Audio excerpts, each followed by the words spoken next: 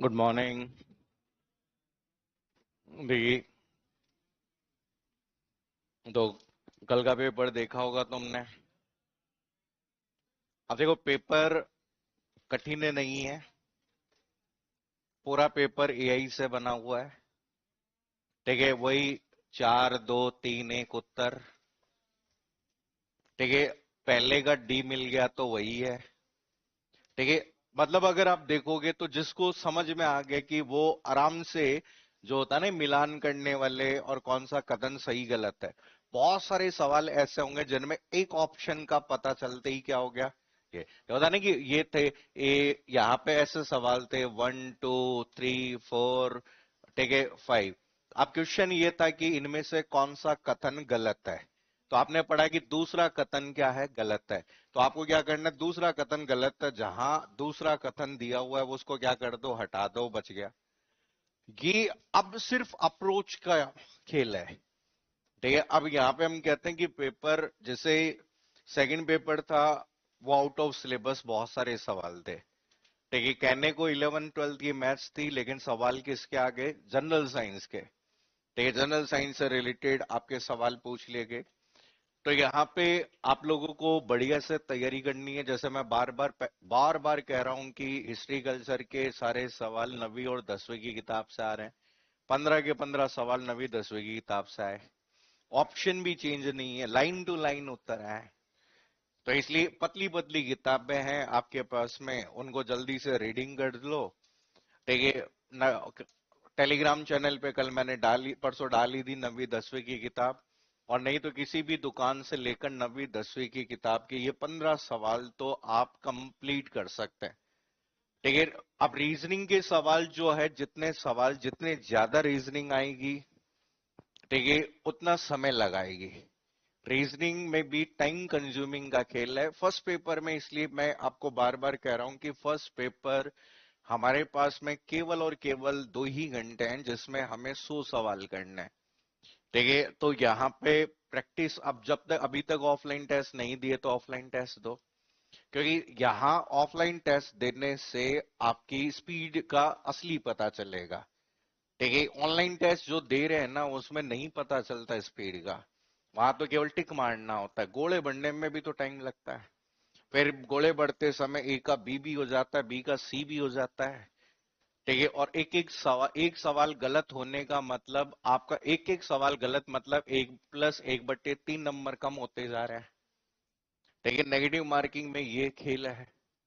तो इसलिए अभी आपके पास में ये मान के चलो कि एग्जाम की डेट का कुछ सोचना नहीं है, केवल 2 महीने मानकर चलना है हमें।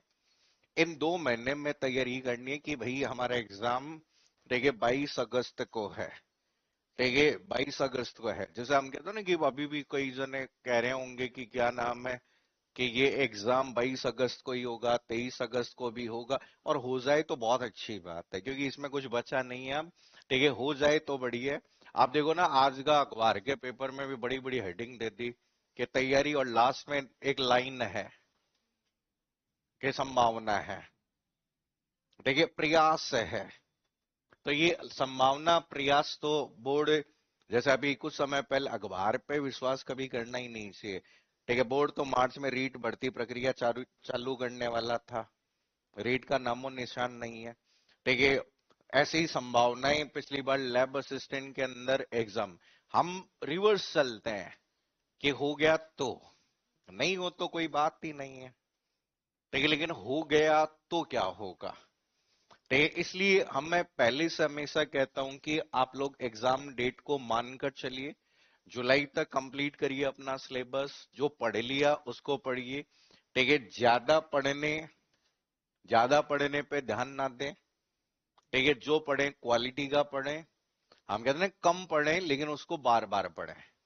ठीक है, ये ही एग्जाम में सफलता का सबसे बड़ा मूल मंत्र है कि बार बार पढ़ना चाहिए। कोर्स के पीछे मत भागो कि मैं ये भी पढ़ लूं, ये भी पढ़ लूं, ये है।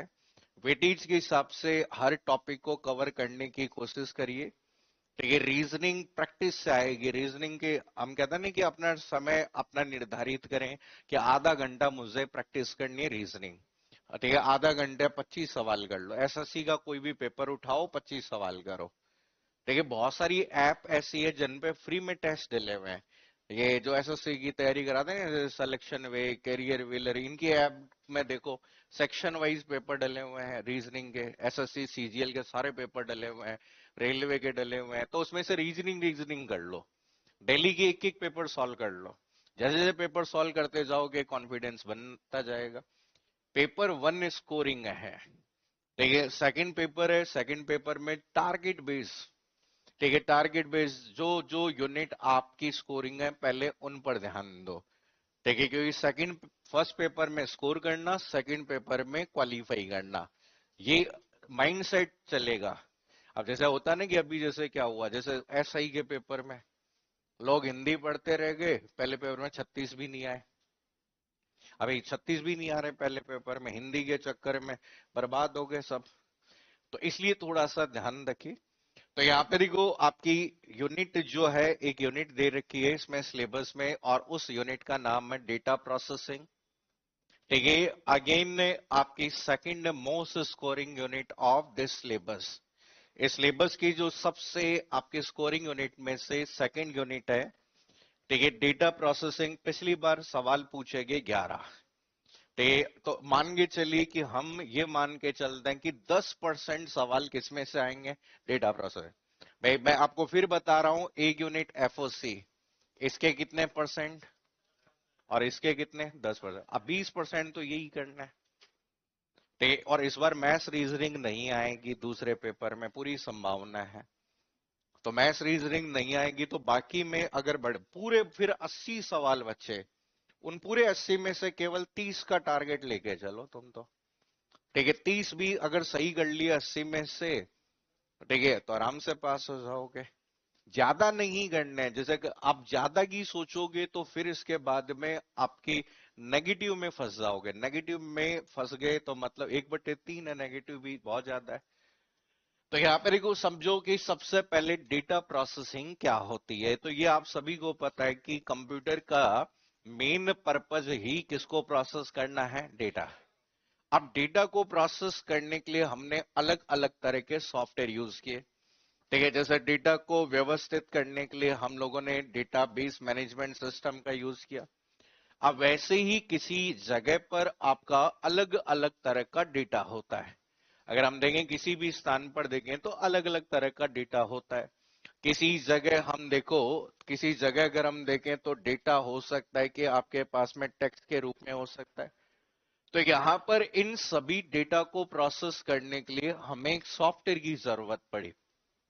और डेटा को प्रोसेस करने के लिए हमने किसी जगह पर एक तरह से आपके ऑफिस ऑटोमेशन का कार्य करना है हमें। ठीक है, ऑफिस ऑटोमेशन का मतलब किसी दफ्तर में होने वाले कार्यों को मैन्युअली जो किया जाता था। मैन्युअली का मतलब जैसे पहले आपके पत्र लेखन का काम किसी कागज पे किया जा रहा था। ठीक है, गणना करने का कार्य किसी आपके टेबल बनाकर उस पे सब्ट्रैक्शन कर रहे थे। तो यहाँ पर ऑफिस के अंतर्गत जो कार्य होते थे उनका स्वचालन करना, और स्वचालन करने के लिए हमें किसी न किसी आपके सॉफ्टवेयर की आवश्यकता होती है। तो यहाँ पे हम कहते हैं कि यहाँ पे ऑटोमेशन, ऑफिस का ऑटोमेशन करने के लिए हमें किसी सॉफ्टवेयर की जरूरत है। क्योंकि आप सभी को पता है कि कंप्यूटर में कोई भी भाग जो होता है या तो हार्डवेयर होता है, और हार्डवेयर को उपयोग में लेने के लिए क्या चाहिए होता है, सॉफ्टवेयर। तो वैसे ही किसी ऑफिस ऑटोमेशन के लिए एक सॉफ्टवेयर की आवश्यकता हुई। और 1990 के आसपास 1990s में, ठीक है, एक सॉफ्टवेयर बनाया गया। और उस सॉफ्टवेयर का जो नाम रखा गया, उस सॉफ्टवेयर का नाम क्या रखा गया, MS ऑफिस, जिसे हम माइक्रोसॉफ्ट कंपनी के द्वारा विकसित एक सॉफ्टवेयर की बात करते हैं। तो देखो, ऑफिस ऑटोमेशन में बहुत सारे सॉफ्टवेयर होते हैं। ठीक है, हम कहते हैं अलग अलग तरह के सॉफ्टवेयर आपके ऑफिस ऑटोमेशन में हो सकते हैं। लेकिन चूंकि आजकल हम ऑपरेटिंग सिस्टम की जब भी बात करें, तो प्रमुख रूप से हम जो भी ऑपरेटिंग सिस्टम जो यूज करते हैं, आप कह रहे हैं हमारे द्वारा जो ऑपरेटिंग सिस्टम यूज किया जाता है वो कौन से वाला ऑपरेटिंग सिस्टम होता है? MS window. ठीक है, एमएस विंडोज प्रमुख रूप से किस पर आधारित होता है? जीयूआई बेस पर। तो ये यूजर फ्रेंडली होता है, कोई भी इस सॉफ्टवेयर पर आसानी से कार्य कर सकता है। तो ये इसीलिए माइक्रोसॉफ्ट ने ही अपने विंडोज के लिए तो ये एक ऑफिस ऑटोमेशन टूल को डिजाइन किया और उस टूल का क्या नाम रखा? एमएस ऑफिस रखा। बेसिकली एमएस ऑफिस शुरुआत में डिजाइन किया गया था एप्पल कंप्यूटर्स के लिए, लेकिन हम जिन आपके आपके फीचर्स के बेस पर बात करते हैं वो ये है। तो पहली चीज याद रखिए, एमएस ऑफिस जो भी है वो कौन सी कंपनी ने बनाया है? माइक्रोसॉफ्ट। माइक्रोसॉफ्ट के द्वारा बनाई जाने वाले सॉफ्टवेयर फ्री होते हैं या पेड होते हैं? पेड होते हैं। ठीक है, क्या उनका सोर्स कोड उपलब्ध होता है क्या? नहीं। तो एमएस ऑफिस की जब भी बात करें तो एक प्रकार का कैसा सॉफ्टवेयर होगा? क्लोज्ड सोर्स आपका क्या होगा? सॉफ्टवेयर होगा। क्या ये सॉफ्टवेयर कोई भी आपका यूज कर सकता है क्या बिना लाइसेंस लिए? नहीं लिया जा। तो यहां पर हम कहते हैं इसको हम एक प्रकार का कौन सा सॉफ्टवेयर भी कहते हैं? प्रॉपराइटर। ये प्रॉपराइटर सॉफ्टवेयर कहलाता है, या इसे हम कौन सा सॉफ्टवेयर भी कहते हैं? Copyright software. कि इसका सर्व अधिकार माइक्रोसॉफ्ट कंपनी के पास में होता है। तो ये सॉफ्टवेयर समान रूप से क्या सभी क्षेत्र में काम में लिया जा सकता है? हाँ या नहीं? घर में, ऑफिस में, इंडस्ट्री में, बिजनेस में, सब जगह काम आ सकता है क्या? ठीक है, ऐसे सॉफ्टवेयर जो होते हैं जिन्हें क्या कहते हैं? हॉरिजॉन्टल। ठीक है, इसलिए इसे कौन सा सॉफ्टवेयर भी कह सकते हैं? Horizontal market software. MS office जो बना हुआ है वो एक एप्लीकेशन से नहीं बना। एमएस ऑफिस में मल्टीपल एप्लीकेशन को शामिल किया गया है, इसलिए इसे जनरली जिस नाम से जाना गया है उसे कहा जाता है एप्लीकेशन सॉफ्टवेयर। क्या कह सकते हैं? एप्लीकेशन सॉफ्टवेयर पैकेज, या इसी को जिस नाम से जाना जाता है उसे ऑफिस क्या कह सकते हैं? शूट कह सकते हैं। तो एग्जाम में डायरेक्ट क्वेश्चन बन जाता है पहला कि आपके एमएस ऑफिस है, तो एमएस ऑफिस है, अब ये ऑप्शन आ जाएंगे close source, open source, proprietor, horizontal, vertical, application, system, ऐसे सारे नाम आ जाते हैं। तो यहां पर ये इन एमएस ऑफिस को डिफाइन किया जा सकता है। तो सबसे पहले हेडिंग डालिए एमएस ऑफिस।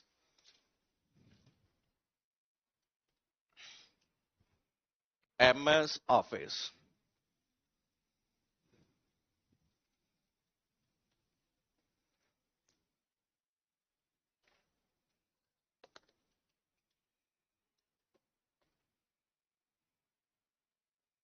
हेडिंग डालो MS office.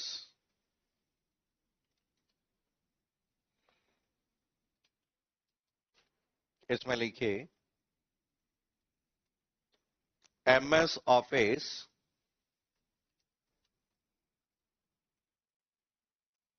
MS office MS office एक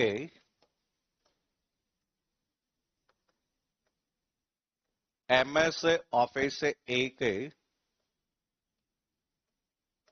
एप्लीकेशन है, एक एप्लीकेशन सॉफ्टवेयर पैकेज, एक एप्लीकेशन सॉफ्टवेयर पैकेज है, एक एप्लीकेशन सॉफ्टवेयर पैकेज है जिसका उपयोग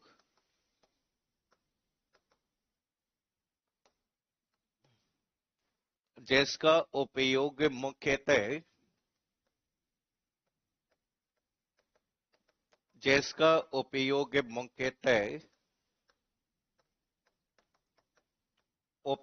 मुख्यतः ऑफिस ऑटोमेशन, ऑफिस स्वचालन, उपयोग मुख्यतः ऑफिस ऑटोमेशन हेतु ऑफिस ऑटोमेशन हेतु किया जाता है, किया जाता है तथा इसे तथा इसे माइक्रोसॉफ्ट माइक्रोसॉफ्ट कंपनी द्वारा माइक्रोसॉफ्ट कंपनी द्वारा विकसित किया गया है, विकसित किया गया है, विकसित किया गया है।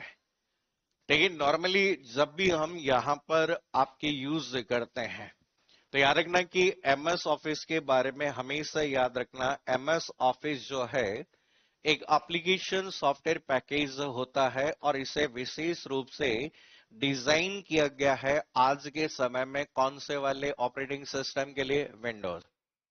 तो कई बार एग्जाम में ऐसा क्वेश्चन आ जाता है, देखो विंडोज की जब भी बात करें तो विंडोज यूआई पर आधारित है या सीयूआई पर आधारित है, यूआई।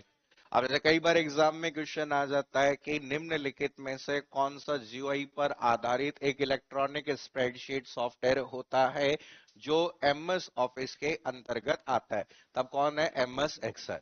लेकिन एग्जाम में क्वेश्चन आ जाए सीयूआई बेस्ड ए इलेक्ट्रॉनिक स्प्रेडशीट, तब वहां पर एमएस एक्सेल नहीं आएगा। तो यहां पर देखो जैसे एमएस ऑफिस होता है, हम हमारी सहूलियत होती है, इस पे काम करना आसान होता है, पेड होते हुए भी हम कहते हैं कि पेड एमएस ऑफिस फ्री थोड़ी मिलता है, पेड मिलता है। हम जो यूज करते हैं वो पायरेटेड सॉफ्टवेयर यूज करते हैं, क्योंकि इसका सॉफ्टवेयर का लाइसेंस खरीदोगे तो हम कहते हैं 10-12 हजार रुपए का सिंपल लाइसेंस आपको होम बेसिक का मिलेगा, और वो भी लाइसेंस पर ईयर आपको क्या करना पड़ता है, रिन्यू करना पड़ता है। आप कंपनी में मान लो 1000 कंप्यूटर हैं तो 1000 कंप्यूटर में एमएस ऑफिस डालकर रखेंगे तो पैसा ज्यादा लगेगा। तो यहां पर जैसे हम कहते हैं नहीं, जैसे ही हमें देखिए किसी पर्टिकुलर एक एप्लीकेशन को हम यूज करते हैं वैसे हमें बहुत सारे अल्टरनेटिव्स की भी जरूरत होती है। अल्टरनेटिव का मतलब जैसे फॉर एग्जांपल आप इंस्टेंट मैसेजिंग में जैसे व्हाट्सएप यूज करते हो, व्हाट्सएप के अलावा टेलीग्राम भी यूज कर सकते हैं, वाइबर भी यूज कर सकते हैं, ठीक है, वीचैट भी यूज कर सकते हैं, अलग अलग है। तो यहां पर हमें कुछ पहले आपके ऑफिस ऑटोमेशन सॉफ्टवेयर के नेम पता होने चाहिए कि एमएस ऑफिस तो है ही है, एमएस ऑफिस के अलावा अन्य कौन से सॉफ्टवेयर भी यूज होते हैं जो एमएस ऑफिस जैसा ही क्या करते हैं, कार्य करते हैं। तो देखो समझो, देखिए यहां पर हमें कुछ एग्जांपल्स पता होने चाहिए शुरू करने से पहले। तो ऑफिस ऑटोमेशन सॉफ्टवेयर, देखिए हम कहते हैं कि ऑफिस ऑटोमेशन सॉफ्टवेयर, देखिए ऑफिस की कार्य प्रणाली को स्वचालित करने के लिए कौन कौन से सॉफ्टवेयर आपके हो सकते हैं। क्या हम कह रहे हैं कि जैसे आपका एमएस ऑफिस यूज कर रहा है वैसे कैसे, तो जैसे समझो कि यहां पर आपका नाम अगर आपने सुना हो, पहला नाम आपका आता है गूगल वर्क प्लेस। पहला कौन सा आता है, गूगल वर्क प्लेस। देखिए फर्स्ट आपका एमएस ऑफिस की तरह कार्य करने वाला एक भाग है। लेकिन जब भी गूगल की बात करें तो गूगल ऑनलाइन वर्क करता है या फिर ऑफलाइन होता है, ऑनलाइन। तो याद रखिए कि ये बेसिकली आपका कैसा आधारित होता है, एक क्लाउड बेस्ड सॉफ्टवेयर होता है। देखिए मतलब यहां पर आप सभी को पता है क्लाउड अलग अलग तरह की सर्विसेज प्रदान करता है, जैसे होता है ना कि cloud PaaS platform as service, ऐसे होता है SaaS सॉफ्टवेयर एज सर्वे। तो हम कहते हैं आपको सॉफ्टवेयर दिया गया है, बोले कि आपको इंस्टॉल करने की जरूरत नहीं है, आपको जितने भी आपके प्रोडक्ट मिलेंगे वो ऑनलाइन मिलेंगे, आप डायरेक्टली उसे क्या कर सकते हो, यूज कर सकते हो। तो एग्जाम्पल इसमें भी आपने देखा होगा, गूगल डॉक नाम सुना है, गूगल डॉक हो सकता है जैसे वर्ड की तरह होता है, ठीक है, जैसे कि कौन सा हो सकता है, ठीक है, जैसे एक एमएस एक्सेल होता है वैसे ही कौन सा वाला पार्ट होता है, गूगल शीट के नाम से हो सकता है। ऐसे ही हम कह सकते हैं कि कौन सा हो सकता है, गूगल का आपका कौन सा हो सकता है, स्लाइड्स। ठीक है, जैसे एमएस पावर पॉइंट यूज करेंगे, जैसे एमएस पावर पॉइंट होता है वैसा ही हो सकता है। लेकिन यहां पर इसमें ड्रॉबैक क्या है, जो भी आपकी एडिटिंग होगी वो क्या होगी, रियल टाइम। रियल टाइम मतलब जब आप यहां पर ऑनलाइन हो तभी उसमें कोई भी ऑपरेशन क्या कर सकते हो, परफॉर्म कर सकते हो। ठीक है, ऐसे ही हम कहते हैं कि यहां पर ठीक है एक ऑफिस से आता है जिसका नाम कौन सा ऑफिस होता है, लिबर ऑफिस। ठीक है, नेक्स्ट आपका ऑफिस शूट आपको ध्यान रखना है जो कि आपका लिबर ऑफिस, जैसे राजस्थान के सभी एग्जाम्स में एमएस ऑफिस के क्वेश्चन आते हैं, वैसे यूपी के अंदर आपका कौन सा ऑफिस चलता है, लिबर ऑफिस के नाम से जाना जाता है। तो यहां पर ये जो पार्ट आता है वो कौन सा होता है, ओपन सोर्स। ठीक है, हम कहते हैं कि ओपन सोर्स आपका डेस्कटॉप। ठीक है, हम कहते हैं कि आपका ओपन सोर्स डेस्कटॉप। ठीक है, डेस्कटॉप ऑफिस शूट है। ठीक है, आपका ये अल्टरनेट डेस्कटॉप कंप्यूटर, जैसे डेस्कटॉप कंप्यूटर में एमएस ऑफिस यूज करते हैं वैसे ही कौन सा पार्ट होता है, ये वाला। ठीक है, जैसे आपका नाम आपने सुना होगा राइटर। ठीक है, जैसे एमएस वर्ड आपका होता है वैसे आगे जब मैं बताऊंगा वर्ड पावर पॉइंट एक्सेल तब वापस से इनके बारे में डिस्कस करेंगे। ठीक है, राइटर होता है, कौन सा होता है, कैल्सी होता है, और आपका कौन सा होता है, इम्प्रेस। ठीक है, तो ये जैसे आपके पावर पॉइंट होता है वैसे कौन सा होता है, इम्प्रेस होता है। तो इसमें इसकी कोई भी सब्सक्रिप्शन की फीस नहीं है। अब कह रहे हैं आपसे कोई भी चार्ज नहीं लिया, एमएस ऑफिस का तो चार्ज लगता है लेकिन इसका कोई भी चार्ज नहीं लगता है। तो यहां पर हम कहते हैं कि लेकिन ये कंपेटेबल नहीं है, किसके साथ कंपेटेबल नहीं है, डॉट डीओसी है। भाई आपकी कोई फाइल डॉक्यूमेंट फाइल बनी हुई है एमएस वर्ड में तो वो फाइल कहां नहीं होगी, इसमें ओपन नहीं होगी। कंपेटेबिलिटी के लिए हम सभी को कौन से फॉर्मेट में बनाते हैं, पीडीएफ में। अगर कोई फाइल पीडीएफ फॉर्मेट में बनी हुई है तो वो आपके समान रूप से किसी भी आपके सॉफ्टवेयर में क्या हो सकती है, यूज हो सकती है। तो ये ऐसे ही हम कहते हैं कि अगला जो सॉफ्टवेयर यूज किया जाता है उसका नाम क्या है, WPS ऑफिस। ये भी एक पॉपुलर आपका यहाँ पे एमएस ऑफिस की तरह कार्य करने वाला एक ऑफिस ऑटोमेशन सॉफ्टवेयर होता है। ठीक है, आजकल ऑनलाइन हम यूज कर सकते हैं कि जिसमें हम आपका है। तो यहाँ पे हम कहते हैं कि आपका मॉडर्न, हम कह सकते हैं कि सिमिलर एज। ठीक है, सिमिलर एज मॉडर्न। ठीक है, आधुनिक जो एमएस ऑफिस से होता है उसी की तरह से आपका एक भाग होता है जिसे WPS ऑफिस के नाम से जाना जाता है। तो इसमें भी क्या होता है, जिससे आपका राइटर आपका यूज होता है, एक पार्ट जो यूज होता है जो कि कौन सा कहलाता है। देखिए, आपका राइटर यूज हो सकता है जैसे पावर पॉइंट की तरह, कौन हो सकता है, प्रेजेंटेशन हो सकता है। और अगला जो वर्ड आपका यहां पर यूज किया जाता है जो कि कौन सा होता है, स्प्रेडशीट।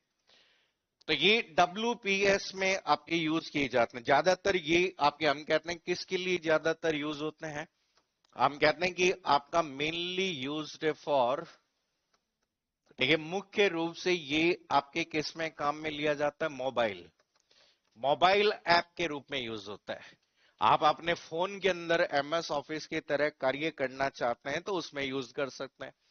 ऐसे ही आपका एमएस ऑफिस होता है वैसे ही एक ऑफिस होता है जिसका नाम कौन सा है, ओनली ऑफिस। देखो, कई बार डायरेक्टली सवाल पूछे जा सकते हैं कि कौन सा ऑफिस ऑटोमेशन आपका हो सकता है। ठीक है, तो यहाँ पे हम कहते हैं कि ये बेसिकली ठीक है आपके एंटरप्राइज, एंटरप्राइज यूजर मतलब किसी कंपनी या किसी संगठन में काम करने वाले लोगों के लिए उपयोग में लिया जाने वाला पार्ट आपका हो सकता है। लेकिन इसमें भी प्रॉब्लम क्या है, इसमें भी प्रॉब्लम यह है कि आपकी डॉक फाइल और ये आपकी फाइलें क्या है, ओपन नहीं हो सकती है। ऐसे ही हम कहते हैं कि यहां पर आपको नेम याद रखने हैं बस। एक आपका आता है जो कि कौन सा होता है, एप्पल। ठीक है, जैसे हम कहते हैं एप्पल वर्क्स। तो ये जैसे आपके आयुष जो होता है, मैक ऑपरेटिंग सिस्टम होता है, उनमें विशेष रूप से डिजाइन किया गया वो पार्ट कौन सा कहलाता है, ये। अब जैसे कई बार पूछ लिया जाता है, ऐसे क्वेश्चन आ जाते हैं, हम कहते हैं ये कहलाता है डिफॉल्ट शूट, किसका, ठीक है, डिफॉल्ट शूट फॉर कौन से ऑपरेटिंग सिस्टम का? मैक।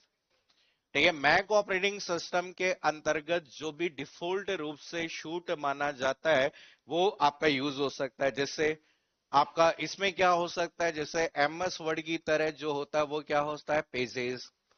ऐसे ही हम क्या कह सकते हैं? नंबर्स। ठीक है, संख्या से संबंधित, एक्सेल से संबंधित जो भी कार्य करते हैं वो क्या हो सकता है? नंबर। पावर पॉइंट के रूप में आपका जो यूज किया जाता है उसे हम क्या कह सकते हैं? की नोट्स। देखो कई बार एग्जाम में ऐसे भी क्वेश्चन आ जाते हैं कि मैक ऑपरेटिंग सिस्टम के अंतर्गत उपयोग में लिए जाने वाले ऑफिस ऑटोमेशन का एक प्रस्तुतिकरण सॉफ्टवेयर है, तो आपको याद रखना पड़ेगा कौन सा है? की नोट्स आपका यूज हो सकता है। देखिए मेन ये होता है, बाकी अगर बात करें ऐसे तो बहुत सारे होते हैं, लेकिन जनरली एक और नाम याद रखना है आपको। ठीक है, उसे हम जिस नाम से जानते हैं जोहो। ठीक है, ये ऑफिस शूट आपका कहलाता है।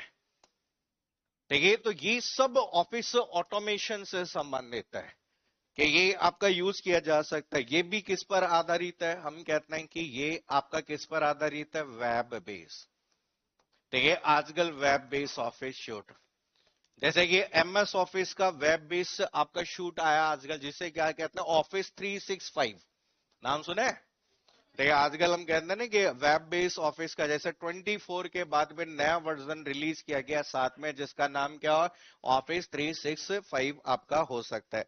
तो इसमें दो ही चीजें होती है, जैसे आपका एक तो जो हो राइटर, ठीक है आपका, और दूसरा जो पार्ट होता है जो हो, ठीक है यहाँ पे शीट्स,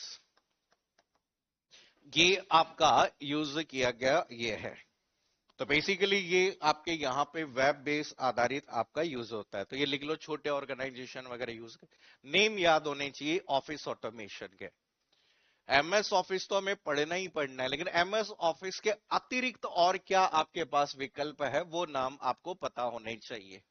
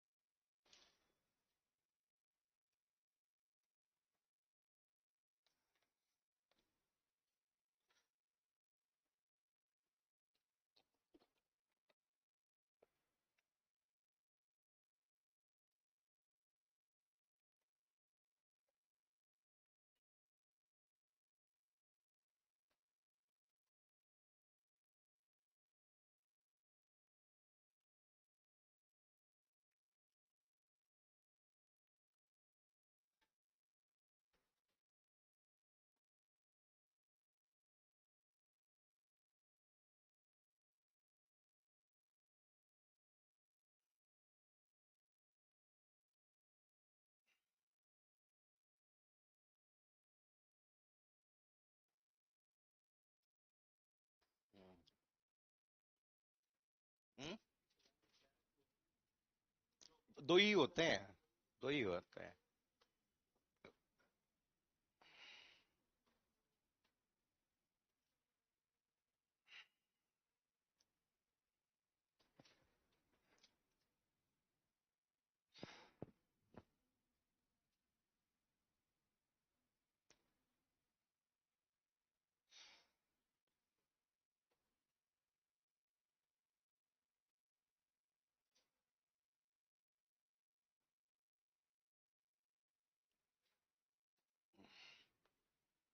हो गया नोट?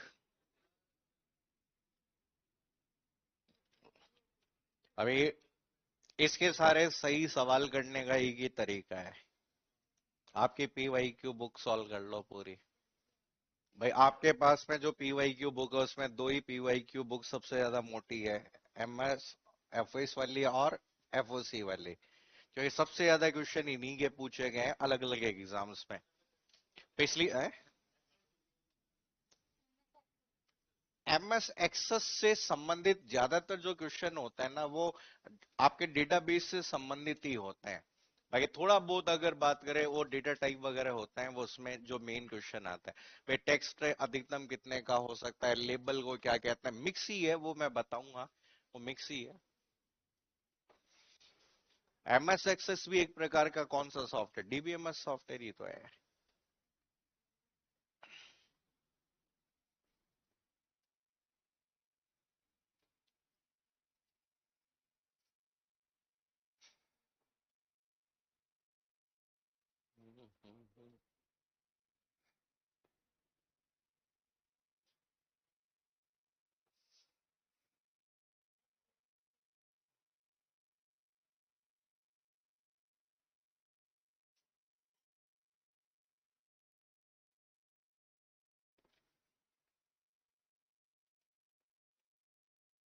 हो गया नोट?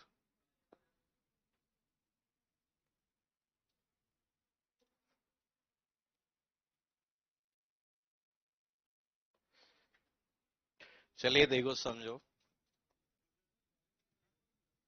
जल्दी करो जल्दी।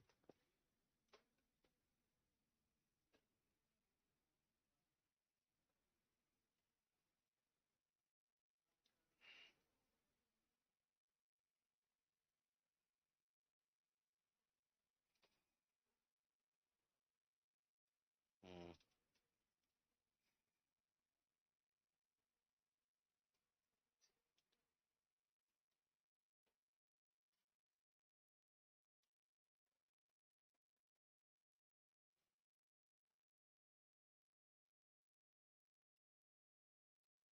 हम्म,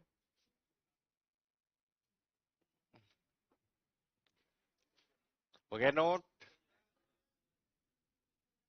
चलिए देखो समझो आप। तो यहाँ पर कोई ये के सारे ऑफिस सॉफ्टवेयर आपके कहलाते हैं, ऑटोमेशन सॉफ्टवेयर कहलाते हैं। तो ये जो किसी भी आपके दफ्तर में, घर में किसी आपके ऑपरेशन को परफॉर्म करने के लिए काम में लिए जा सकते हैं। एक्चुअल में ऑफिस पैकेज का मतलब होता है कि संबंधित सॉफ्टवेयर को मिलाकर एक सिंगल सॉफ्टवेयर के रूप में बना दिया जाए। तो इसलिए इन्हें हम एप्लीकेशन सॉफ्टवेयर पैकेज या शूट के नाम से भी यहां पर जानते हैं। तो पहला जो क्वेश्चन यहां से बन सकता है वो यही बनता है कि जैसे एमएस ऑफिस की तरह कोई सॉफ्टवेयर पैकेज का नाम पूछा जा सकता है, या राइट आ सकता है कौन कौन से ऑफिस पैकेज के सॉफ्टवेयर यहां पर हो सकते हैं। ठीक है, इसके बाद में देखो समझो यहां पर आपके कोई भी जो, तो ये एमएस ऑफिस से संबंधित जो भी आपके पॉइंट्स आपसे पूछे जा सकते हैं, जैसे कि कोई भी आपके यहाँ पे जैसे एमएस ऑफिस से संबंधित कई बार आपके एग्जाम में डायरेक्टली सवाल पूछे जा सकते हैं कि कौन सा पार्ट है, किस तरीके से हम यहाँ पर यूज कर सकते हैं। अगला जो पॉइंट आपसे पूछा जाता है कि जैसे मान लीजिए कि आपका नेक्स्ट क्वेश्चन आता है वर्जन से संबंधित। ठीक है, जैसे आपके एग्जाम में क्वेश्चन होगा कि एमएस ऑफिस का कौन सा एक वैध वर्जन है या कौन सा वर्जन नहीं है। ये क्वेश्चन आपने देखा होगा आईए 2018 के पेपर में भी सवाल बना था। ठीक है, ये कुछ वर्जन्स के नाम हैं जो आपके इंपॉर्टेंट तौर पर पूछे जाते हैं। तो ये एमएस ऑफिस की जो कहानी है आपकी यहाँ पे लिखना नहीं है, अभी समझना है। तो ये कुछ इंपॉर्टेंट वर्जन्स हैं जो आपके पूछे गए हैं। अब देखो होता है क्या है कि एमएस ऑफिस की जो कहानी है, तो ये चीज हमें यहां पर ध्यान रखना है कि एमएस ऑफिस के संदर्भ में जब हम यहां पर बात कर रहे हैं, तो यहां पे आपको समझना है कि एमएस ऑफिस की जो शुरुआत, इनिशियल एमएस ऑफिस जो शुरू हुआ है, ठीक है, वो आपके 1990 के आसपास से हम कहते हैं कि डिजाइन किया गया है। कि हम कहते हैं ऑफिस का जो इनिशियल वर्जन जो है वो आपके 1990 में है। तो इनिशियल लेवल पे जो ऑफिस के संस्करण बने, जैसे हम कहते हैं कि ऑफिस 1.0 था, इस तरीके से हम कहते हैं कि ऑफिस का 3.0 था। देखिए कई बार एग्जाम में क्या होता है कि इनिशियल वर्जन्स की बात होती है, लेकिन वैसे देखो अब होता है क्या, कौन से वाले को मिलान करेगा, मिलान करेगा ये किसको, विंडोज के साथ। जब विंडोज का 1.0 था, आपका 2.0 था, 3.0 था, फिर उसके बाद में आपके 95 आया, फिर 98 आया, फिर मिलेनियम आया, फिर एक्सपी आया, फिर विस्टा आया, फिर 7 आया, फिर 8 आया, फिर 10 आया और फिर 11 आया। अब वो क्या करता है, जैसे आइए 2018 के पेपर में जब सवाल बनाया तो उसने क्या कर दिया कि उसमें नाम लिख दिया ऑफिस विस्टा, जबकि ऑफिस विस्टा होता है क्या, नहीं होता। देखिए आपका विंडोज विस्टा होता है लेकिन ऑफिस विस्टा नहीं होता है। तो हम कह रहे हैं कि आपकी शुरुआत जो मानी जाती है वो आपके 1.0 जो आपके कौन से 1990 में है। फिर इसके बाद में आपके ऑफिस का फिर इसके 1.1 1.2 1.3 ऐसे बहुत सारे बीटा वर्जन साथ साथ में निकलते रहे। फिर इसके बाद में हम कहते हैं कि आपका 3.0 आया। फिर इसके बाद में हम कहते हैं कि ऑफिस का जो 4.x रिलीज हुआ। ये इनिशियल हम कहते हैं कि जो लीगेसी वाले जो पार्ट माने जाते हैं। लेकिन मूल रूप से जो ऑफिस के संस्करण की बात की जाए तो वो शुरुआत मानी जाती है, वो कहां से मानी जाती है, यहां से। तो ये विंडोज 95 के साथ पहली बार किसको शामिल किया गया? ऑफिस 95। 95 के बाद 97, फिर 2000, फिर एक्सपी, फिर 2003, फिर 2007, फिर 10, 13, 16, 19 और 21। अब एक चीज समझो कि यहां तक की कहानी जो आपकी दी गई है, ठीक है, 2003 तक की कहानी। ठीक है, ये तो यहां पर ये जो 3 तक की कहानी है उस समय तक का जमाना आपके कौन सा जमाना था? रिबन का। किसका जमाना था? रिबन का जमाना। ठीक है, रिबन आपका होता था, उस रिबन पे हम कहते थे, रिबन पर आपके विभिन्न प्रकार के क्या दिए हुए होते थे? मेन्यू। ठीक है, file menu, edit menu, view menu, review menu, ऐसे मेन्यू वर्ड बोलते थे। ठीक है, इसके बाद में यहां से इस जगह से हम कहते हैं कि 2007 से लेकर अब जो वर्जन चल रहे हैं रिबन में, अब कहते हैं रिबन में वर्ड यूज होता है कौन सा? टैब। अब आता है जैसे होम टैब आएगा, ठीक है, इंसर्ट टैब आएगा, नाम जो आएंगे टैब, क्योंकि आपकी क्या होता था, ये क्या फोन में व्यस्त है? हम्म? देखो समझो। ठीक है, तो यहां पर इस वाले भाग में आपका जो पार्ट आपका यूज किया जाता है, तो यार एक ना ये जो मानी जाती है, देखो ये जो पार्ट आपका यूज किया जाता है, जिसे अब क्योंकि मेरे पास इतना भी टाइम अब नहीं बचा कि मैं समझा सकूं। जितना समझाना था समझा चुका हूं मैं। देखिए आपके अर्ली जनरेशन, ये इनिशियल रूप से अर्ली अर्ली जनरेशन के बाद मानी जाती है। ये वाले जो पार्ट आपके संस्करण माने जाते हैं, ये वाले, ये सारे के सारे आपके कहलाते हैं क्लासिकल वर्जन।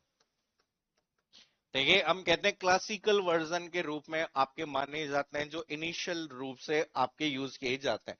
तो शुरुआत में केवल और केवल हम किसकी बात करते थे? रिबन की बात करते थे। कुछ रिबन वाला जो पार्ट भी आपका शामिल किया गया है कि ऑफिस 2003 तक तो हम कहते हैं कि आपका, आपने नाम सुने होंगे टूल बार, आपका आता था ना पहले। पहले आती थी जैसे आपका आता था सबसे ऊपर आपका टाइटल बार, फिर मेन्यू बार, फिर टूल बार, फिर स्टैंडर्ड टूल बार, ये नाम आते थे। ठीक है, आजकल हम कहते हैं रिबन। ठीक है, आजकल जो भाग यूज किया जा रहा है वो किसका यूज किया जा रहा है? रिबन का। ठीक है, जिसमें हम कहते हैं रिबन में बहुत सारे क्या बने होते हैं? टैब, क्योंकि आज जीयूआई पर आधारित है। तो हर चीज के ग्राफिक्स दिए होते हैं, जैसे बोल्ड के लिए बी दिया हुआ है। पहले आपको क्या करना पड़ता था? फाइल आपके गए, फाइल में गए, फाइल में जाकर आप जिस लोकेशन पे, आपके पहले लिस्टिंग आती थी, एक पे क्लिक करते जाते, ड्रॉप डाउन मेन्यूज आपके पहले क्या होते थे? काम में लिए जाते थे।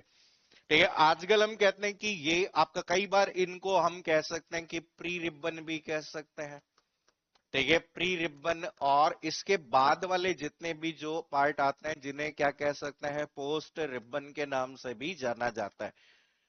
तो ये आपके नए संस्करण जो आजकल एंटी न्यू टेक्नोलॉजी पर क्या होते हैं? आधारित आपके हो सकते हैं।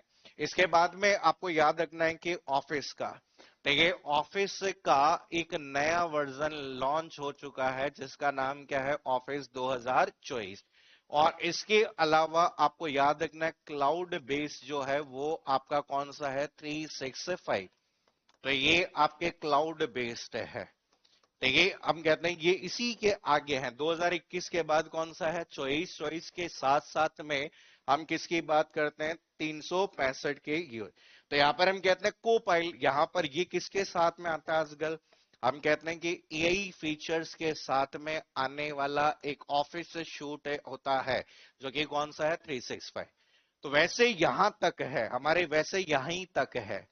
ठीक है, यहीं तक आपके ऑफिस के वर्जन माने जाते हैं। ये विंडोज यहाँ पे क्लाउड बेस है, और ये सारे के सारे डेस्कटॉप के वर्जन होते हैं। तो लिख लो, ये यहां से शुरू करना है आपको। पहले 1.0, फिर 3.0, फिर 4x, फिर नाम लिखने, डेट वेट नहीं लिखनी है आपका। फिर 95, 97, 2000 एक्सपी, 2003, 2007, 10, 13, 16, 19, 21, 24, और फिर 365। ठीक है, ऑफिस के संस्करण। आजकल ऐसे भी आ जाता है, क्रम भी पूछ लेते हैं। डे क्रोनोलॉजिकल ऑर्डर में बताओ कि कौन सा ऑफिस शूट पहले आया और कौन सा बाद में आया।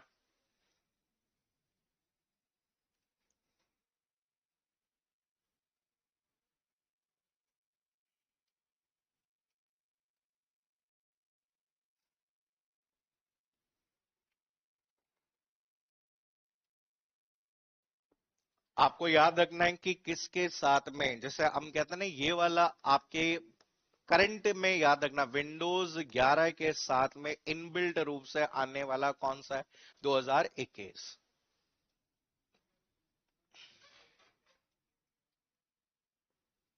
स्टार्टिंग वहां से करनी है, 1.0, 3.0, 4x, फिर उसके बाद 95, 97, 2000 एक्सपी, 2003, 2007, 10, 13, 16, 19 और 21।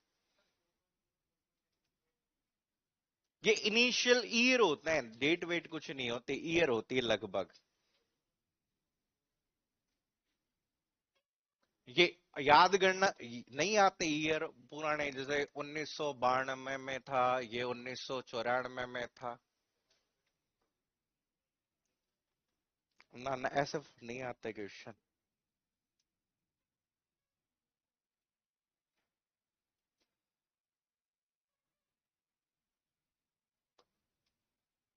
ये 95 था, फर्स्ट 32 बिट ऑफिस वर्जन,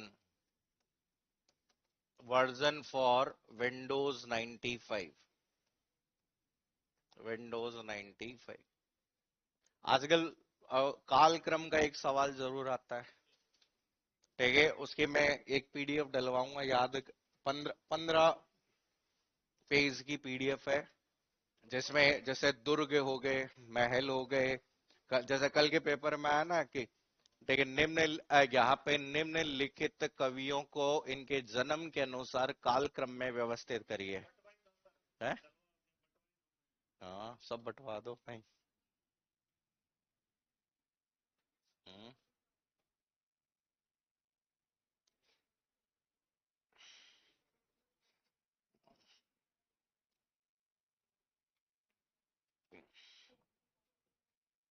ये-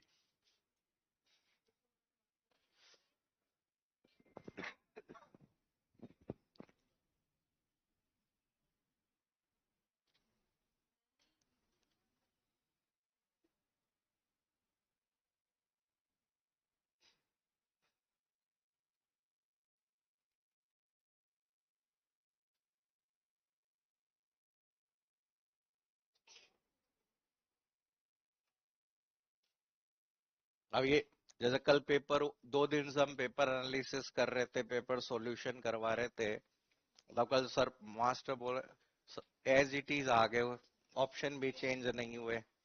तो मैं क्या कि जो एआई कमाल कर सकता है वो हम कर सकते हैं। सारे क्वेश्चन मैं ही तो बना के देता हूँ इनको। मैं क्या करता हूँ कि पेपर को लेकर उसका प्रॉम्प्ट जनरेट कर लेता हूँ, सेम वैसा का वैसा पेपर बन जाता है जैसा एग्जाम में आता है। अब वैसे ही क्वेश्चन आप, और ज्यादातर जनता क्या करती है, सोर्स में गूगल लेती है। हम सोर्स में केवल क्या लेते हैं, क्लास 9 की पीडीएफ। अब उसमें से जो बनना होगा वो सब बना देगा। इसीलिए उनको सॉल्व करिए, प्रैक्टिस करिए क्वेश्चंस को। आपके 9th और 10th, 9th क्लास पूरी पढ़ा रखी है करण सर ने मेन चैनल पे। ठीक है, ज्योग्राफी राम सर ने पढ़ा रखी है चैप्टर वाइज। 9th क्लास ये जो आरबीसी की किताब पे पूरी पढ़ा रखी है। प्लेलिस्ट मिल जाएगी, तो मैं एक एक चैप्टर को एक एक, मतलब 2x की स्पीड से करके रिवाइज कर लो एक बार सारे।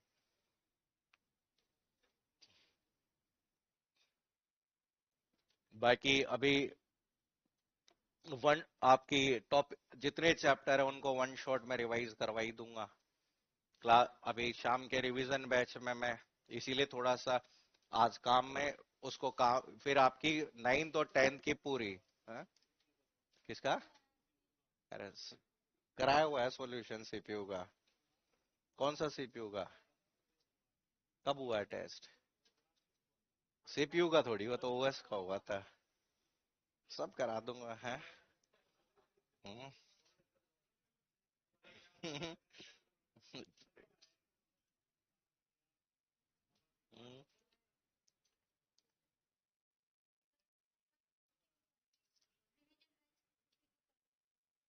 ये शेड्यूल बना दो पूरा का कि भी किसकी क्लास कब कैसे। फिर इस वीक मेरा ओएस भी खत्म हो जाएगा, तो रिवीजन कराने के लिए मेरे पास सब्जेक्ट भी तो होना चाहिए कि मैं रिवाइज किसको कराऊंगा। तो इस वीक ओएस हो जाएगा, तो फिर हम अगले वीक जब तक ओएस खत्म करेंगे तब तक एमएस वर्ड, पावर पॉइंट हो जाएगा, फिर ये रिवीजन करेंगे।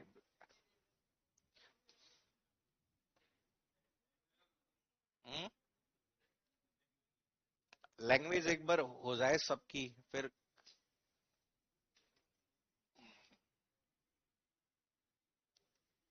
लैंग्वेज में मेन तो मैं सी सी और ऑब्जेक्ट ओरिएंटेड के कंसेप्ट बस। देखिए, प्रोग्रामिंग में केवल सी, ऑब्जेक्ट ओरिएंटेड के कंसेप्ट और डीएसए, बस ये। देखिए, अब जैसे ओएस खत्म हो जाएगा तो आपका, या तो मैं ही शुरू करूंगा दूसरा सब्जेक्ट नेटवर्किंग।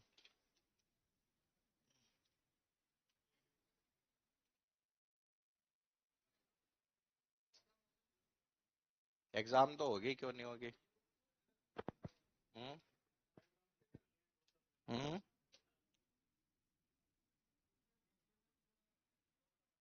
क्या डाउट? पूछो सवाल सर से, क्या नहीं आ रहा। देखो क्या होता है कि वो डीबीएमएस एग्जाम में नहीं आता जो समझ में आता है, ये सच्चाई है। डेटा का उदाहरण होता है, डेटा ये होता है, डेटा वो होते हैं। और डीबी और इंग्लिश में डीबीएमएस में केवल शुरुआत के मुश्किल से 5-7 दिन जो होते हैं वो इंग्लिश में होता है, बाकी तो वो पूरी गणित है। नॉर्मलाइजेशन, नॉर्मलाइजेशन शुरू हो गया तुम्हारे? है? हाँ, तो वो अंग्रेजी है पूरी। एक ए ए बी से रिलेट करता है, बी सी से रिलेट, उसमें हिंदी इंग्लिश कुछ होती नहीं है। एसक्यूएल पूरी की पूरी क्या है, इंग्लिश ही होती है। अब एक्चुअल में क्या होता, देखो समझो, लैंग्वेज कभी भी आपका पीरियड नहीं बनना चाहिए। ठीक है, आपको एग्जाम्पल जैसे आप यहाँ पे समझो हिंदी मीडियम या इंग्लिश मीडियम कुछ नहीं होता है। ठीक है, आपको अगर जैसे होता है ना कि आज के टाइम पे तो व्हाट्सअप लैंग्वेज चलती है, आप अपने हिसाब से लिख लो उसको। ठीक है, आप अपने हिसाब, जैसे मैं बताऊं पिछली बार, जैसे कंप्यूटर अनुदेशक का जो पिछली बार एग्जाम हुआ, उस एग्जाम में एक लड़की डीयू से पढ़ी हुई थी, वो यहाँ तैयारी करने आई। ठीक है, वो कहेगा साहब मेरे को हिंदी लिखनी नहीं आती। ठीक है, मैं पास कैसे होंगे। अब भूगोल की क्लास के अंदर वो टीचर लिखवाते थे, कला संस्कृति की क्लास में लिखवाते थे, बोले सर मैं लिख भी नहीं सकती तो मैं कैसे पास कर। मैं कहते एग्जाम के अंदर हमसे कोई लिखवाएगा नहीं। मैंने कहा कि तू अपनी लैंग्वेज में लिख। बोले हिंदी आती नहीं है। मैं हिंदी नहीं आती तो ऐसे लिख, कला संस्कृति, कला संस्कृति है, त्योहार, लिख ये तो। और उसकी 6th रैंक थी पिछली बार, 6ठी रैंक थी। हिट तो ये हमें यहाँ पे दिमाग, एक दिमाग से जैसे होता है ना, दिमाग से हम कहते हैं कि गणित नहीं आएगी। आधे से कई ज्यादा लोग होते हैं कि यहाँ पे हम कहते हैं ना मैथ्स नहीं आएगी। क्यों? क्योंकि हमने दिमाग में पहले से सोच रखा है गणित आएगी नहीं। पता नहीं कि फोबिया है, बचपन से फोबिया है कि गणित नहीं आएगी, जबकि गणित बहुत सरल है। गणित बहुत सरल है। ठीक है, हम कहते हैं ना कि यहाँ पे गणित का पूरा नाम क्या है? मेरी आत्मा तुझे हमेशा सताएगी। ये सच है। इसलिए हम कहते हैं फोबिया बना लिया, डर बना लिया। जबकि अब कई जने कहते हैं साहब रीजनिंग नहीं आती। अब रीजनिंग तो, रीजनिंग नहीं आती तो मतलब तुम इस एग्जाम में पास हो ही नहीं सकते।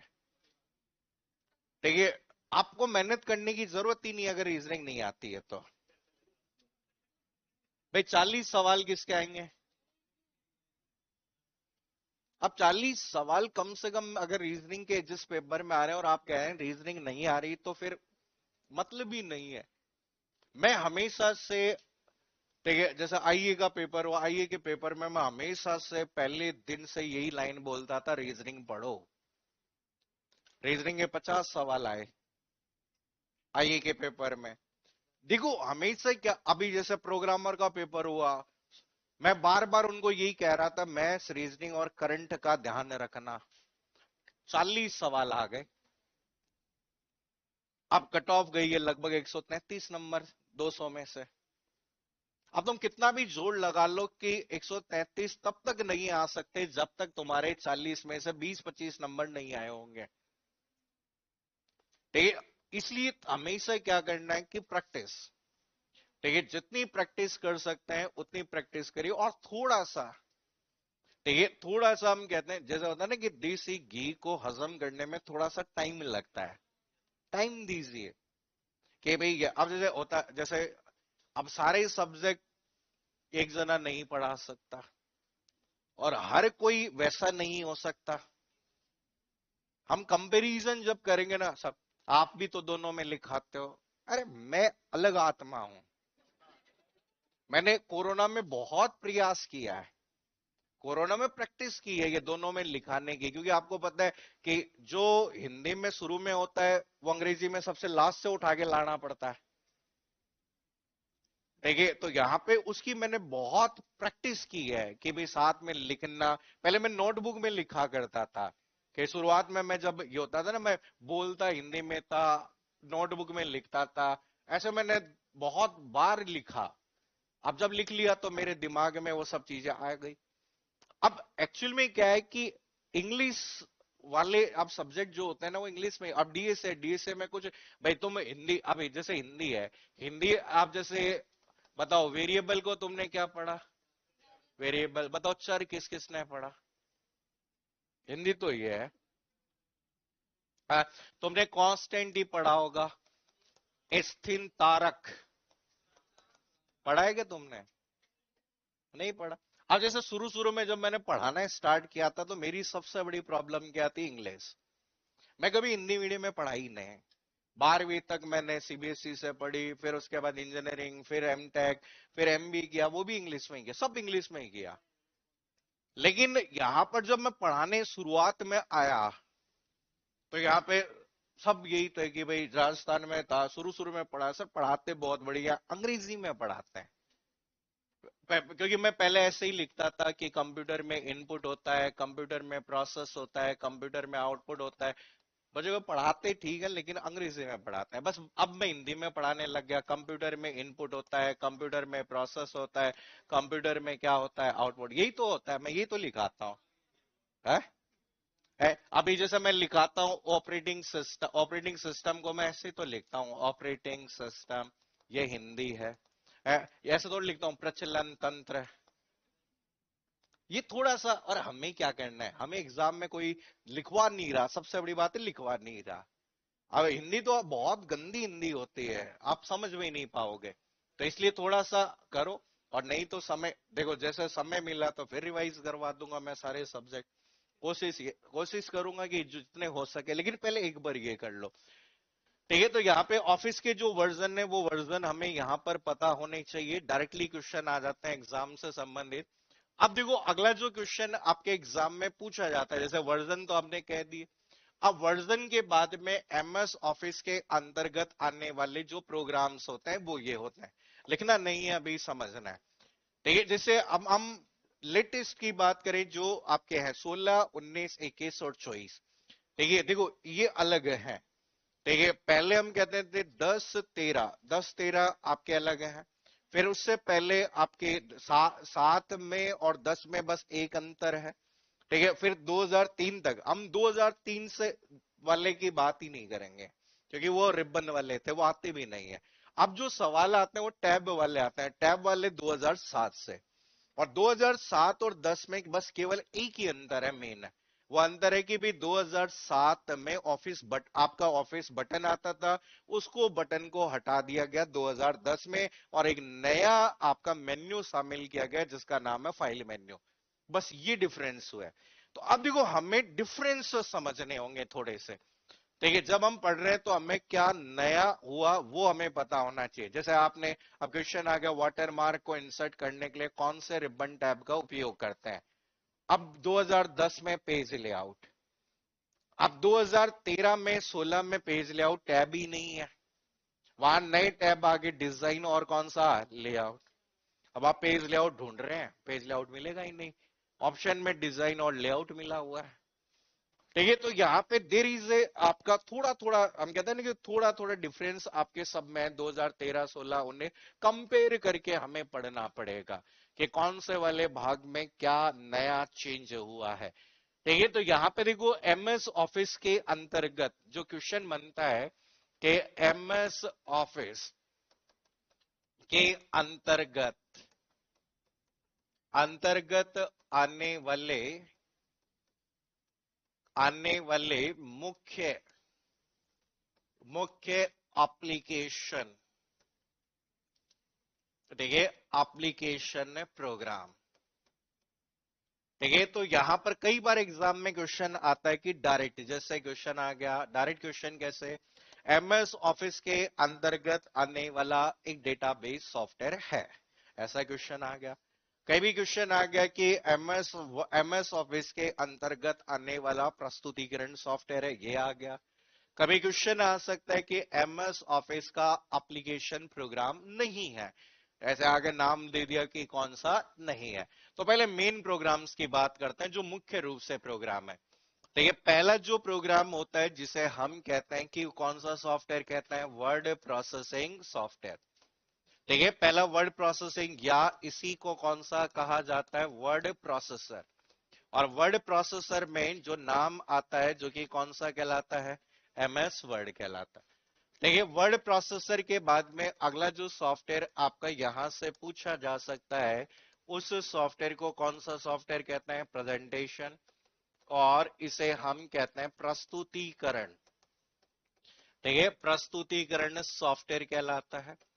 ठीक है, प्रस्तुतिकरण के रूप में जो सॉफ्टवेयर यूज किया जाता है वो कौन सा होता है, सॉरी एमएस पावर पॉइंट। ठीक है, हम कहते हैं कि एमएस पावर पॉइंट हो सकता है। देखिए तीसरा जो सॉफ्टवेयर यहाँ पे प्रमुख रूप से काम में लिया गया है उसे कहा जाता है कौन सा सॉफ्टवेयर, इलेक्ट्रॉनिक स्प्रेडशीट। देखिए इलेक्ट्रॉनिक स्प्रेडशीट सॉफ्टवेयर के नाम से जाना जाता है। इलेक्ट्रॉनिक स्प्रेडशीट सॉफ्टवेयर में जो कि आता है जो कि कौन सा होता है, एमएस एक्सेल। ठीक है, नेक्स्ट जो सॉफ्टवेयर आपका यहाँ पर काम में लिया जाता है उस सॉफ्टवेयर को जो नाम दिया गया है कौन सा, डेटाबेस सॉफ्टवेयर। ये चार सॉफ्टवेयर हमारे सिलेबस में है, और डेटाबेस सॉफ्टवेयर में जो आपका यूज किया जाता है वो कौन सा कहलाता है, एमएस एक्सेल। देखिए ये चार सॉफ्टवेयर हमारे प्रमुख रूप से जो एग्जाम में पूछे जाएंगे, कि हमारे सिलेबस में जो सॉफ्टवेयर आपके दिए गए हैं, जैसे आप देखोगे डेटा प्रोसेसिंग में एमएस वर्ड नाम दिया हुआ है, एमएस पावर पॉइंट नाम दिया हुआ है, एमएस एक्सेल दिया हुआ है, और कौन सा दिया हुआ है, एमएस एक्सेस दिया हुआ है। पहले ये लिखो फिर और बताता हूं।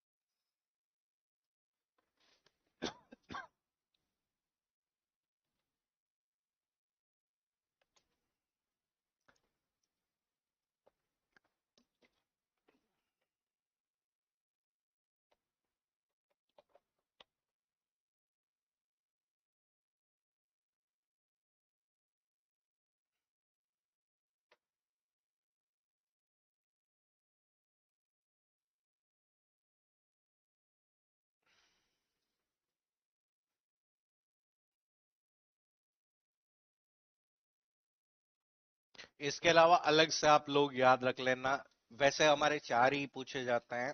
फिर एमएस आउटलुक, देखिए ये याद रखना किसमें काम आता है, ईमेल एंड कैलेंडर मैनेजमेंट।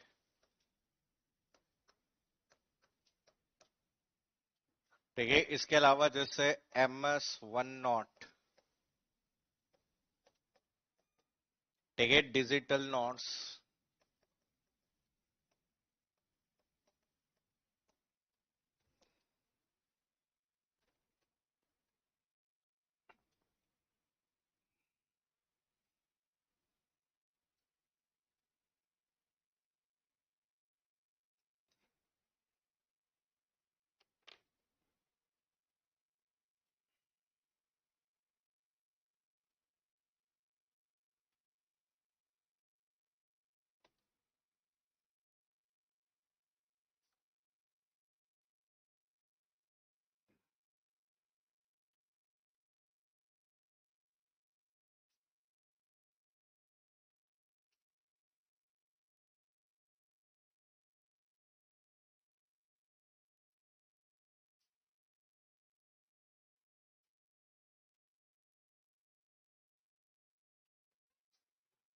2019 में इसको भी शामिल कर रखा था, पब्लिशर।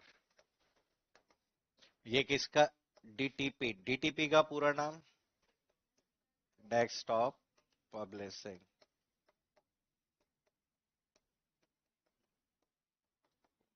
जैसे होता है ना कि ब्रोशर वगैरह बनाने होते हैं, तो मेन तो आपके चार सॉफ्टवेयर होते हैं जो प्रमुख रूप से कोर सॉफ्टवेयर जो माने जाता है, हम कहते हैं कोर महत्वपूर्ण सॉफ्टवेयर है। ठीक है, जिनके क्वेश्चन हमारे एग्जाम में मेनली पूछे जाएंगे, वो चार सॉफ्टवेयर क्या है।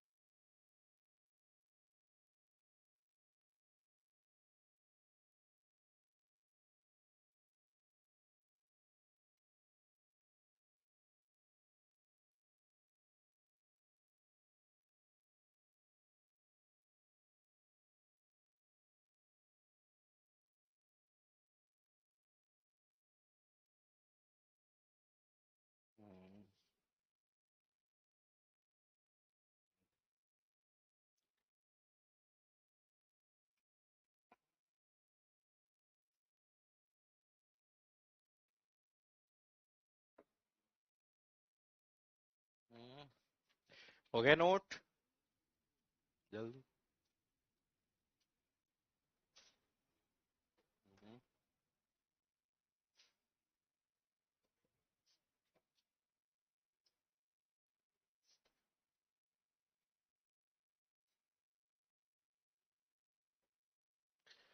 तो याद रखना, देखो आपके अलग अलग प्रोग्राम्स होते हैं। जैसे नॉर्मली प्रोग्राम जैसे हम बात करते हैं, एमएस वर्ड आपका यूज होता है, एक्सेल यूज होता है, पावर पॉइंट है, आउटलुक है, पब्लिशर है। बाकी अगर बात करें, बहुत सारे अन्य प्रोग्राम और होते हैं जो सर्वर पर बेस होते हैं, किसी पीसी में बेस होते हैं। ठीक है, आपके अलग अलग जगह पे अलग अलग आपके प्रोग्राम्स हो सकते हैं। जैसे कि आप देखोगे कि जैसे आपके यहाँ पे शुरुआत में जैसे हम लोग यहाँ पर यूज करते थे, ठीक है, अब जैसे 2010 यूज करते थे, तो 2010 में प्रमुख रूप से कौन से प्रोग्राम थे, यही प्रोग्राम थे। ठीक है, 10 में हम कहते हैं वर्ड था, एक्सेल था, पावर पॉइंट था, आउटलुक था, एक्सेस था, पब्लिशर और वन नोट। मेन यही काम आते हैं। ठीक है, जो हम कहते हैं ना मेन आपके ऑफिस ऑटोमेशन में पर्पस जो है। बाकी अगर बात करें कोडिंग वगैरह के लिए, हम एमएस ऑफिस के टूल को यूज ना करके बहुत सारे ओपन सोर्स यूज करते हैं। ऐसे ही अभी जो लेटेस्ट जो पार्ट क्लाउड बेस्ड होता है, क्लाउड बेस्ड कौन सा है? ऑफिस 365 है। तो ऑफिस 365 में भी देखोगे तो आपके आउटलुक है, तो ये वर्ड है, एक्सेल है, एक्सेस है, आपका पब्लिशर है, और कौन सा है? पावर पॉइंट है। तो मेन ये 6 एप्लीकेशन तो आपके सब जगह मिलेगी, जिसमें से हमें वर्ड, पावर पॉइंट, एक्सेल और एक्सेस के बारे में पढ़ना है। तो हमेशा याद रखना एमएस ऑफिस के संदर्भ में कि अगर वर्ड प्रोसेसिंग सॉफ्टवेयर पूछा जाए तो कौन सा होता है? वर्ड प्रोसेसिंग सॉफ्टवेयर कौन सा? MS word. कौन सा होता है? MS word. ठीक है। अगर प्रस्तुतिकरण से संबंधित कौन सा? पावर पॉइंट होता है। अगर पूछा जाए स्प्रेडशीट या रिकॉर्ड से संबंधित कौन सा? एक्सेल होता है। अगर पूछ लिया जाए कि स्प्रेडशीट से संबंधित एक्सेल है, डेटाबेस से संबंधित एक्सेस है। अब देखो, इन्हें आगे पढ़ने से पहले कुछ चीजें मैं बता रहा हूं जो आपको ध्यान रखनी है। ठीक है। जो आपके एग्जाम में डायरेक्ट क्वेश्चन बेस पूछे जाते हैं, इनके बारे में हम इनमें चर्चा करेंगे जब आगे पढ़ेंगे कि अलग अलग जो सॉफ्टवेयर होते हैं उनके बारे में कुछ बेसिक पॉइंट आपको मैं बता रहा हूं जो ध्यान में रखना है कि डायरेक्टली एग्जाम में जहां से क्वेश्चन पूछे जाते हैं, कि डायरेक्टली पूछा जा सकता है कि कुछ पॉइंट्स हैं जो हमें ध्यान रखने वाले हैं। जैसे समझो, तो यहां पर इसमें हमने कहा कि अलग अलग तरह की एप्लीकेशन से हो सकती है। तो ये पहला जो पार्ट आता है, जैसे सॉफ्टवेयर नेम के संदर्भ में हम यहां पर यूज कर सकते हैं, या फिर हम कहते हैं कि सॉफ्टवेयर एप्लीकेशन। देखिए, सॉफ्टवेयर एप्लीकेशन की जब बात की जाए तो सॉफ्टवेयर एप्लीकेशन में जैसे हमने कहा कि कौन सी होती है? एमएस वर्ड होती है। ठीक है। इसके बाद में आपकी एप्लीकेशन कौन सी है? एमएस पावर पॉइंट है। और इसके बाद में अगली एप्लीकेशन कौन सी एप्लीकेशन है? एमएस एक्सेल है। ये क्या होते हैं ये हम इनमें पढ़ेंगे, लेकिन एक टेबल है जिसमें से बहुत सारे क्वेश्चन बनते हैं। तो ये सबसे पहले आपका यहाँ पे एप्लीकेशन का जो नेम है, तो याद रखना कि नेम मैंने अभी बता दिया कि इसे प्रमुख रूप से क्या कहते हैं? Word processor. यहाँ पर इस सॉफ्टवेयर को कौन सा सॉफ्टवेयर कहते हैं? Presentation software. इसके बाद में यहाँ पर इसे कौन सा सॉफ्टवेयर कहते हैं? कौन सा कहते हैं? Electronic spreadsheet software. ठीक है। ये जो पार्ट आपका यूज किया जाता है, तो ये फर्स्ट पॉइंट ध्यान रखना है। इसके बाद में यहां पर क्वेश्चन बनता है कि फाइल, जैसे एमएस वर्ड में बनने वाली फाइल को क्या कहते हैं? तो क्या कहते हैं? डॉक्यूमेंट। यहां पर बनने वाली फाइल को क्या कहते हैं? क्या कहते हैं? प्रेजेंटेशन। और यहाँ पे जो फाइल बनने वाली होती है जिसे आपका क्या कहा जाता है? वर्क बुक है। क्या कहते हैं? Work book. ठीक है। बुक या वर्क बुक के नाम से यहाँ पर जाना जाता है। ठीक है। यहाँ पर ठीक है आपका फाइल एलिमेंट। ठीक है। फाइल का मुख्य तत्व क्या होता है? ठीक है। डॉक्यूमेंट जो बना होता है वो किससे बना होता है? पेज से। प्रेजेंटेशन आपका कौन सा? स्लाइड। यहां पर वर्ड जो यूज होता है वो कौन सा? शीट होता है। ये आपको ध्यान रखना है।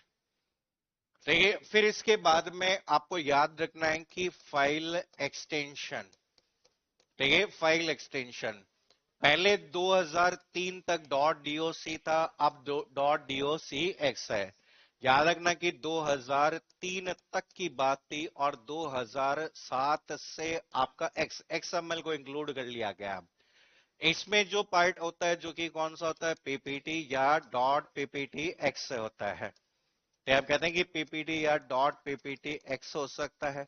यहां पहले एक्सएलएस था, अब डॉट एक्सएल एक्स हो गया। कि ये फाइल एक्सटेंशन हमें यहां पर ध्यान रखनी है, ये पॉइंट। अगला जो आपको पॉइंट याद रखना है, डिफॉल्ट। ये वर्ड मैं पूरे एमएस ऑफिस में बार बार यूज करूंगा। डिफॉल्ट का मतलब जो पहले से डिफाइन किया गया है, हमने चेंज नहीं किया है। डिफॉल्ट नेम जो पार्ट होता है आपका होता है जिसे कहते हैं डॉक्यूमेंट वन। ठीक है। इसका जो डिफॉल्ट नेम होता है उसे क्या कहा जाता है? Presentation one. ठीक है। इसका जो डिफॉल्ट नाम होता है वो डिफॉल्ट नाम होता है बुक वन। ये हमें ध्यान रखना है। ठीक है। ये जो पार्ट आता है। ठीक है। अगला जो आपको वर्ड याद रखना है कि जिसे हम कहते हैं कि डिफॉल्ट, डिफॉल्ट ओरिएंटेशन। तो ये डिफॉल्ट ओरिएंटेशन का मतलब होता है प्रिंट करते समय, जब भी आप प्रिंट करेंगे तो उस समय आपका फाइल किस तरीके से प्रिंट होगा। ये आपका ओरिएंटेशन होता है, वो कौन सा होता है, पोर्ट्रेट।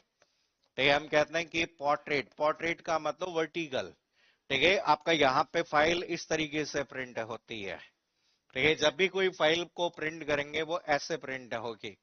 ठीक है, इसका जो ओरिएंटेशन होता है वो कौन सा कहलाता है, लैंडस्केप। लैंडस्केप का मतलब आपकी इस तरीके से हॉरिजॉन्टल, कोई भी आपका प्रिंट होगा वो आपका लैंडस्केप में प्रिंट होगा। ये भी डिफॉल्ट रूप से किसमें प्रिंट होगी, पोर्ट्रेट में। ठीक है, जो शीट प्रिंट होती है डिफॉल्ट ओरिएंटेशन पोर्ट्रेट में आपका हो सकता है। ठीक है, ये हमें ध्यान रखना है। ठीक है, इसके बाद में यहां पर जो आता है जिसे हम कहते हैं कि डिफॉल्ट आपका व्यू। ठीक है, डिफॉल्ट व्यू, डिफॉल्ट व्यू यहां पर जो आजकल डिफॉल्ट व्यू होता है, जो कि कौन सा व्यू होता है, प्रिंट लेआउट आपका व्यू होता है। ठीक है, पावर पॉइंट की जब बात करें तो पावर पॉइंट में कौन सा व्यू होता है, अरे कौन सा डिफॉल्ट व्यू, नॉर्मल व्यू। कौन सा होता है, नॉर्मल व्यू। यहां पे भी कौन सा व्यू होता है, नॉर्मल व्यू। ठीक है, ये आप जब किस व्यू में ओपन करते हैं तो वो आपको याद रखना है। ठीक है, इसके बाद में यहां पर हमें पता होना चाहिए जूम साइज। ठीक है, minimum zoom size 10% and maximum zoom size कितना परसेंट, 500%। यहाँ पे मिनिमम 10% एंड मैक्सिमम कितना परसेंटेज, 400। और यहाँ पे आपके 10% और मैक्सिमम कितना, 400%। तो ये यहाँ पर ये आपको कंपैरिजन में ध्यान रखना है कि इनसे संबंधित ये है। तो ये यहाँ पर आपकी एग्जीक्यूटेबल फाइल, ठीक है, एग्जीक्यूटेबल फाइल जिसे आपको क्या करना है, रन करना है। तो यहां पर आपको रन करना है तो winword.exe। ठीक है, यहां रन करने के लिए आपको powerpnt.exe और यहां पे रन करना है कमांड जो चाहिए excel.exe। ये याद रख। तो एग्जाम में देखो डायरेक्ट क्वेश्चन बनता है यहां से कि आपका मिलान करने का भी बन सकता है, आपसे पूछा जा सकता है। तो ये लिख लो, हाँ पोर्ट्रेट ही होता है, प्रिंट करके देखना।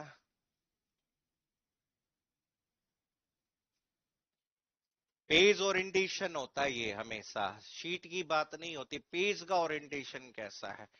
तो पेज तो हमेशा आप जब प्रिंट कंट्रोल पी दबाओगे तो वो पोर्ट्रेट में ही प्रिंट करेगा।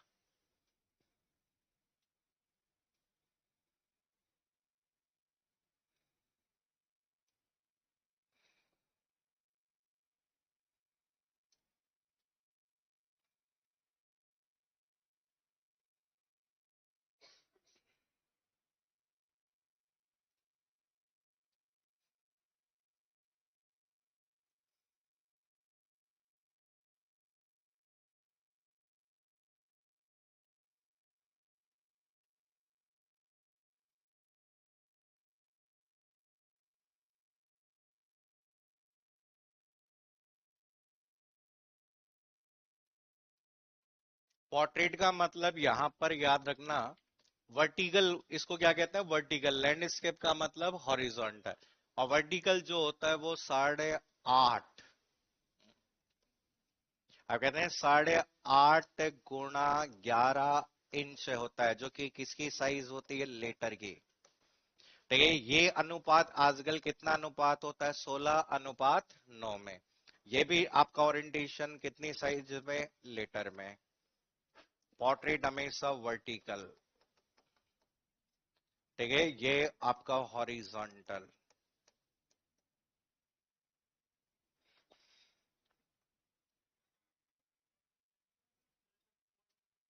हाँ अलग अलग होती है तो बताऊंगा, डिफॉल्ट भी, डिफॉल्ट का नहीं याद। डिफॉल्ट वर्ड में और एक्सेल में 100% होती है, उसमें 69% होती है। क्या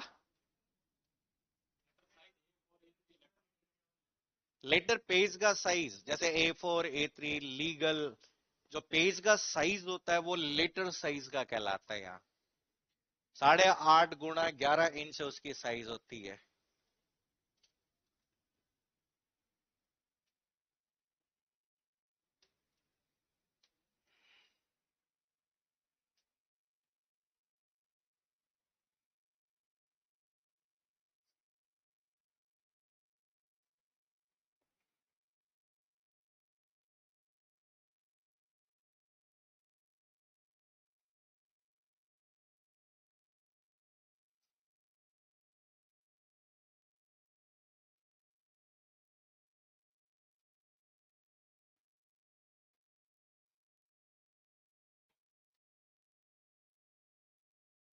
वैसे इसमें आप याद रखना चाहो तो इसकी डिफॉल्ट जूम साइज जो होती है वो कितने परसेंट होती है? 100। यहाँ पे भी डिफॉल्ट जो होती है वो कितनी होती है? 100। अब इसमें क्या करता है कि आपकी वेरी करती है, फिट टू स्क्रीन होती है। ठीक है, आपके पहले हम कहते हैं ओल्डर वर्जन्स में, तो ये जिनमें बताया गया है उसमें डिफॉल्ट कितनी परसेंट बताया गया है? 69। ये 60 से 80 के बीच में क्या करती है? वेरी करती है। जैसे स्क्रीन की साइज होती है ना, उसके अकॉर्डिंग वेरी करती है। स्क्रीन की साइज बड़ी होगी तो उसके अकॉर्डिंग क्या होगी? फिट टू स्क्रीन करने में वो बढ़, तो 60 से 80% के बीच में होती है जनरली ये वाली।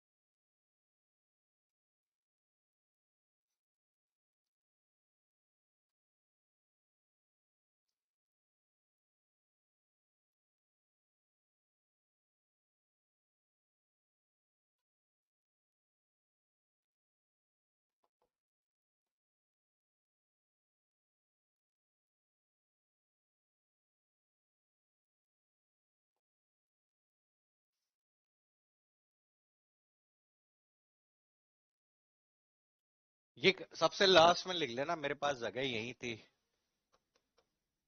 की ऑटोमेशन टूल सबसे लास्ट में लिख लेना ये। इसमें ऑटोमेशन का मेन टूल कौन सा है? तो मेन ऑटोमेशन टूल कौन सा कहलाता है? Mail merge. होता है ना कि यहाँ पर एक लेटर को ड्राफ्ट करके एक ही समय पर विभिन्न प्राप्तकर्ताओं को भेजने वाला टूल कौन सा होता है? मेल मर्ज होता है। देखिए, आपके एक्सेल की जब बात करेंगे तो एक्सेल वर्ड में तो ये जैसे मास लेटर को भेजने के काम आता है। यहाँ पे इसमें जो आपका है वो कौन होता है? Slide master. क्या होता है? Slide master. इस स्लाइड मास्टर का उपयोग करके आप सभी स्लाइड में एक साथ क्या कर सकते हो? बदलाव कर सकते हो। ठीक है, इधर की कहानी में आपको क्या दिया गया? ऑटोमेट करने के लिए क्या दिया गया? फॉर्मूला। और फॉर्मूला के अलावा एक टेबल होती है जिसका नाम, कौन सी टेबल होती है? Pivot table. तो ये ऑटोमेट है, मतलब इनके माध्यम से आप कोई भी कार्य को स्वचालित कर सकते हैं। बाकी तो बहुत सारी चीजें हैं, मेन जो आपके पॉइंट्स आपको ध्यान रखने हैं वो सारे पॉइंट्स ये हैं।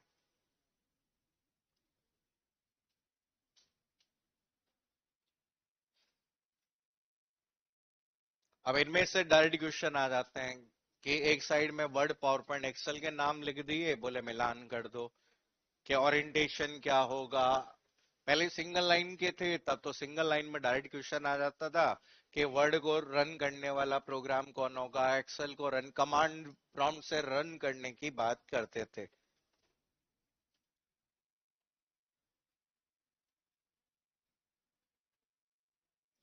ओके नोट, चलिए नोट कर लो, इसको आगे हम कल कंटिन्यू करेंगे।